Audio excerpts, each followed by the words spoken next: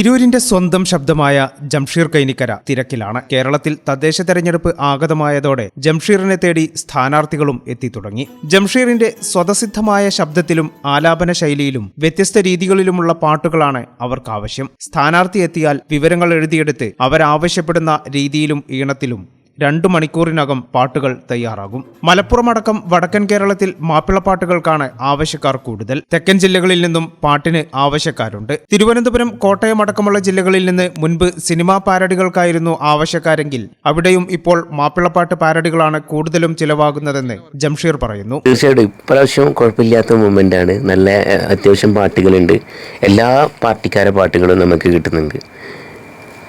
പിന്നെ എത്ര സമയം കൊണ്ട് ഇപ്പോൾ ഒരു സ്ഥാനാർത്ഥി ഇവിടെ പാട്ടിനായിട്ട് വരികയാണെങ്കിൽ എത്ര ടൈം കൊണ്ട് നമുക്ക് കൊടുക്കാൻ കഴിയും? ഏകദേശം നമുക്കൊരു പാട്ടെന്ന് പറഞ്ഞപ്പോൾ ഇപ്പോൾ ഒരു സ്ഥാനാർത്ഥി വന്നു കഴിഞ്ഞാൽ നമ്മൾ അവരെ കുറിച്ച് പുള്ളി എഴുതി കഴിഞ്ഞാൽ അപ്പം തന്നെ എത്രയും പെട്ടെന്ന് തന്നെ നമ്മൾ പാടി മിക്സ് ചെയ്തിട്ട് ഏകദേശം 1 മണിക്കൂർ 2 മണിക്കൂർ കൊണ്ടൊക്കെ ഒരു പാട്ട് കൊടുക്കാവുന്നതേ ഉള്ളൂ. അങ്ങനെ ഇലക്ഷൻ പാട്ട് അങ്ങനെയാണല്ലോ. ഫീമെയിലും മെയിലിന്റെ ഒക്കെ കഥകൾ എങ്ങനെയാണ് ഇവിടെ നിന്ന്? അതായത് എനിക്ക് പുറത്ത് അതേമാതിരി തന്നെ ഒരു സ്റ്റുഡിയോ ഉണ്ട്. അപ്പോൾ ആ സ്റ്റുഡിയോന്ന് എൻ്റെ സ്റ്റുഡിയോന്ന് നമ്മുടെ മഞ്ചേരിയിലാണ്.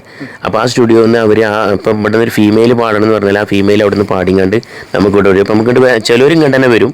ഇവിടെ തന്നെ ഫീമെയിൽസ് വന്ന് പാടുന്നുണ്ട്. പിന്നെ എൻ്റെ പാട്ട് ഞാൻ ഇവിടെ തന്നെ പാടിയിട്ട് മിക്സ് ചെയ്ത് ഞാൻ ഇവിടെ കൊടുക്കലാണ്.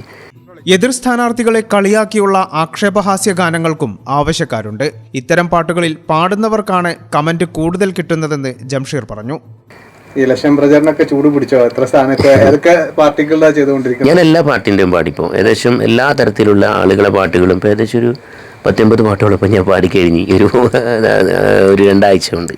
ഈ പഞ്ചായത്ത് ഇലക്ഷന്, അതായത് ഈ ഗ്രാമപഞ്ചായത്ത് ഇലക്ഷനുകളിൽ മറ്റേ പാരഡി ഗാനങ്ങൾക്കാണോ, മാപ്പിളപ്പാട്ടിനാണോ, അതോ പുതിയ DJ സംവിധാനങ്ങൾക്കാണോ, റാപ്പിനാണോ ആൾക്കാർ കൂടുതൽ? അതായത് ചില എപ്പോഴും ആളുകൾ എന്നെ സംബന്ധിച്ച് ഞാൻ വന്നപ്പോൾ ഞാൻ ഓരോ ഇപ്പോൾ നമ്മൾ തെക്കൻ ഭാഗങ്ങളിൽ നിന്നൊക്കെ വരുമ്പോൾ എന്താണ് ആദ്യമൊക്കെ പണ്ടൊക്കെ കൂടുതൽ സിനിമാ ഗാനങ്ങളിൽ പാരഡിയാണ് കൂടുതലുണ്ടായിരുന്നു. ഇപ്പോൾ തെക്കൻ ഭാഗങ്ങൾ തിരുവനന്തപുരം ജില്ല, അതുപോലെ കോട്ടയം ജില്ല, അങ്ങനെയുള്ള കുറേ സ്ഥലങ്ങളിൽ നിന്നൊക്കെ വരുന്നു. ഞങ്ങൾക്ക് മാപ്പിളപ്പാട്ടിൽ മാത്രം മതി എന്ന് പറഞ്ഞ് വരുന്നവരുണ്ട്.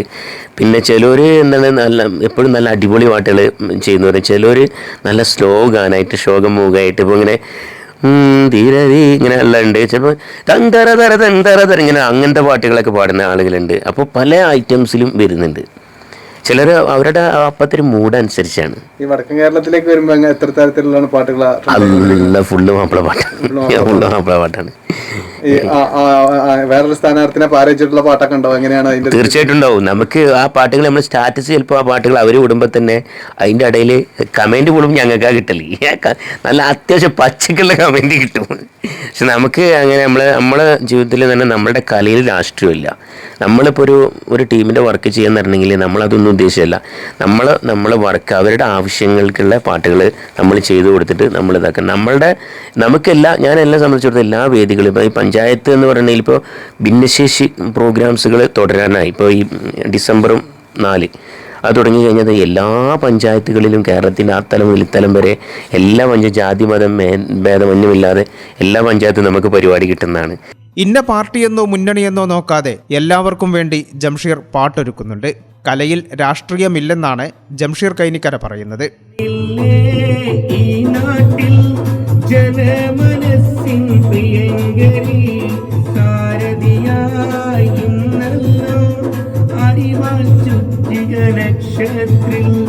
നാടറിയും സേവകയാ നേരിൻ പക്ഷം ചേർന്നവരാ ഒന്നായി വോട്ടുകളായി വിജയം നൽകണേ. പെൺശബ്ദത്തിൽ പാട്ട് വേണ്ടവർക്ക് അതിനായി ഗായികമാരും ജംഷീറിന്റെ സ്റ്റുഡിയോയിൽ സജ്ജരാണ്. കാരത്തൂർ കൈനിക്കരയിൽ വീടിനടുത്തു തന്നെയുള്ള സ്റ്റുഡിയോയിൽ പ്രോഗ്രാമില്ലാത്ത സമയങ്ങളിലെല്ലാം ജംഷീർ ഉണ്ടാകും. ഈ ചാനൽ ന്യൂസ്, തിരൂർ. അമ്മേ, എനിക്ക് ഫസ്റ്റ് സാലറി കിട്ടി. അമ്മയ്ക്ക് എന്താ വേണ്ടേ? ഒന്നും വേണ്ടടാ. പറയമ്മേ. എന്നാ നീ ഒരു കാര്യം ചെയ്യും, KSF-ൽ ഒരു ചിട്ടി ചേരും. KSF-യോ? ഹായ് വേണുമാമ. എന്താ ഒരു ചിരി? നീ ഇരിക്കുന്ന MNC ജോലിക്കുള്ള എഞ്ചിനീയറിംഗ് ഡിഗ്രിയെ ചേച്ചി KSF ചേർന്ന് ഉണ്ടാക്കിയതാ. നിന്നെ കോച്ചിങ്ങിന് വിടാനും പഠിപ്പിക്കാനുള്ള ചേച്ചിയുടെ ധൈര്യം KSF ആയിരുന്നു. KSF-യുടെ പുതിയ ഹാർമണി ചിട്ടിയുണ്ട്, ഉടനെ നീ അതിൽ ചേരണം. KSF ഹാർമണി ചിട്ടികൾ. അമ്മേ, KSF ചിട്ടിയിൽ ഞാൻ ചേർന്നു കേട്ടോ. നന്നായടാ.